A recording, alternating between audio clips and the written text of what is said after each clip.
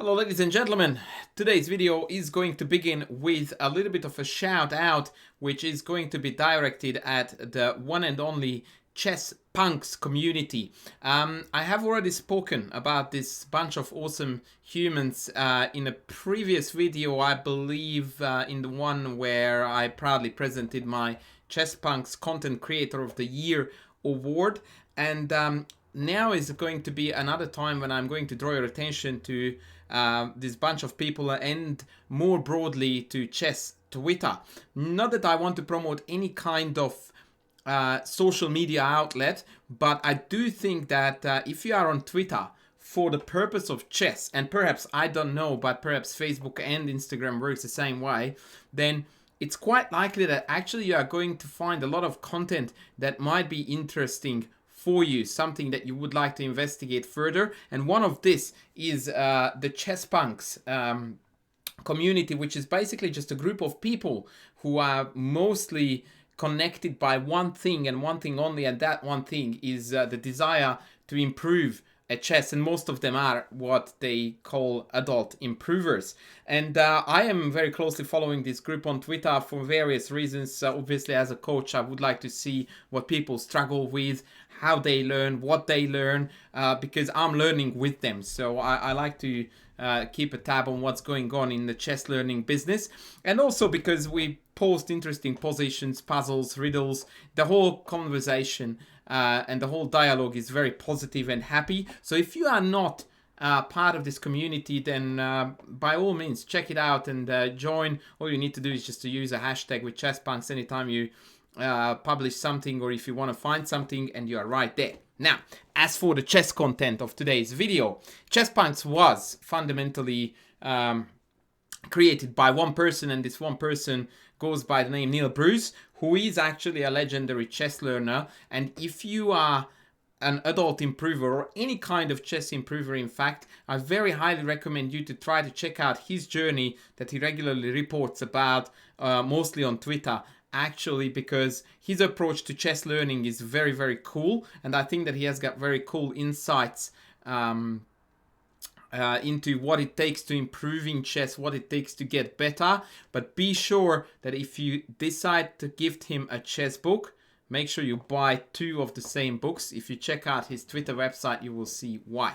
Now, the other day he posted a game, and that game was, I don't remember what it said, but it was something like the game of my life or something along the lines. And I had a look at the game and I went like, I want that game for me. I was jealous that I didn't play that game, because I would have been super happy. And then I thought, okay, if I can't have that game like my own, I will present it on my YouTube channel so that you guys can enjoy how a Chesspunk operates in action. So our good friend Neal is in the black trunks versus his opponent in the white trunk, and the opening is going to be this xiangqi piano, and Neal is choosing this very solid bishop e7 setup against it. Everything is going normal in the opening. A4, a5, a6 is also normal, and we can also just ignore this, but it's fine. Bishop e6, totally fine. Tuck, tuck, all good. d4, excuse me. And now black reacts very correctly. The fight has begun in the center, and black immediately picks up the gauntlet by taking d4 once, which is obviously giving up the center, only to grab it again by d5. Now, this is the correct pawn push, and I would like to stress this, that here Neal very correctly is inviting a French structure where his bad French bishop is missing, and white's not so impressive c1 bishop is going to be on the board behind this wall of white pawns. Now, the opponent didn't want that to happen, so they played rook e1. Against which we played bishop b4. I quite like this pin. It is not the best move in the position. I believe that take, and queen d5 actually turns up the heat quite quickly on the d4 pawn in particular, with a subsequent bishop f6 and rook d8. But this is still fine. I really like the way he plays, and yeah, nothing really to criticize here at all. E d5. And now again, the more thematic recapture would have been queen takes, because despite that it leaves an isolated weak pawn behind. Now the d4 pawn is chronically weak, and due to the pin, white finds it very difficult to navigate the defense of the d4 pawn.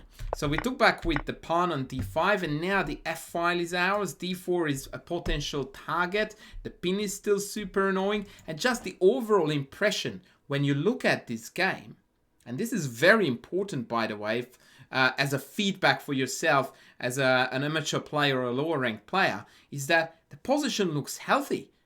Like, you look at it and you go like, yep, black is doing totally cool, man. Like, controls the center, development done, there's an annoying pin, and the white pieces are a little bit all over the shop. It feels that black has been in control from get-go. And you don't often feel that. If you are an amateur player, you are someone on the lower ranks, you will know this feeling that you go like, whoa, man, I don't know what's going on here. I don't mind my position, but it just feels chaos. This one just feels like control.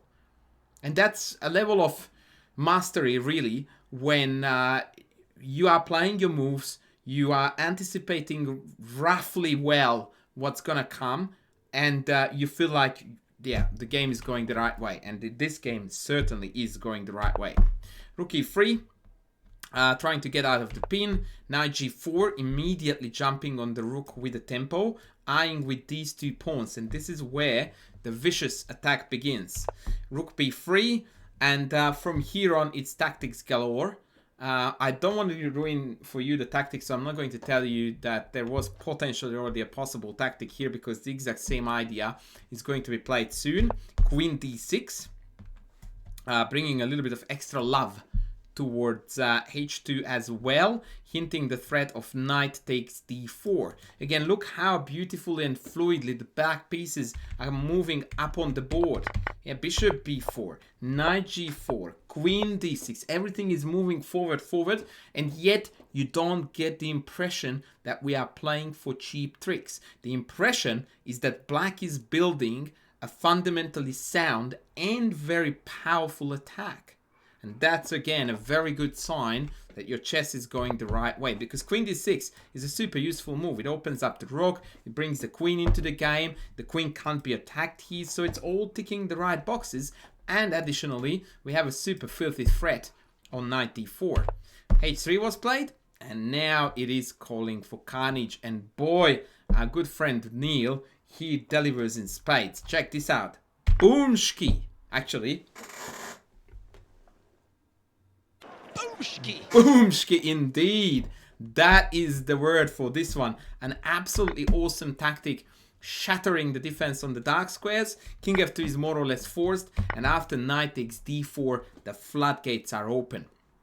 Marvelous attack. Note that it required quite a bit of bravery to go for this, because there is no forcing sequence here in the sense that it's not a check, check, check, I take, you take, check, checkmate type of puzzle or combination. Now white has actually a fairly wide range of moves at his disposal, but the king is exposed, the dark squares are chronically weak, the rook is hanging. These three together should give you the confidence to go for it.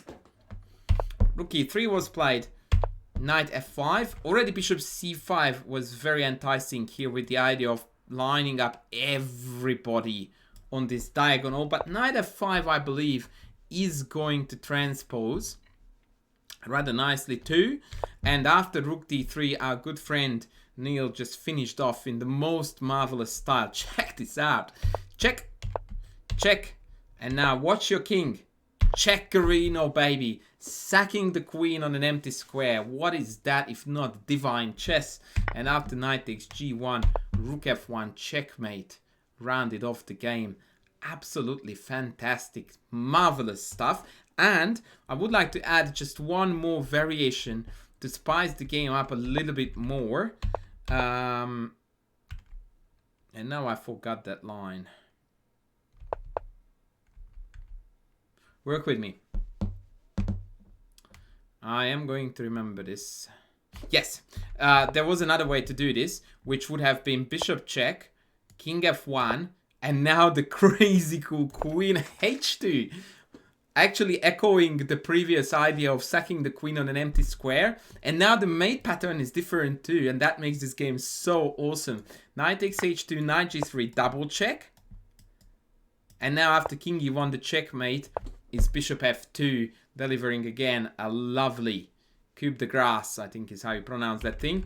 But I think actually the checkmate pattern in the game was even nicer, because that featured a pinned piece as well. So I will leave this up as the final parting image for this video. So this was legendary chess adult improver Neal Bruce and the game of his life insofar, because I'm sure many more of these bad boys will follow. So congrats to Neal, and I would like to encourage you guys to, you know, aim for the best of yourself you can be, strive for, you know, just a little bit better than yesterday, be a chesspunk, improve your chess, enjoy the chess community, and don't forget to click that subscribe and follow button and comment and do all those things that are going to make the algorithm make this channel what it should be. Thank you so much for watching. I will be back with more soon.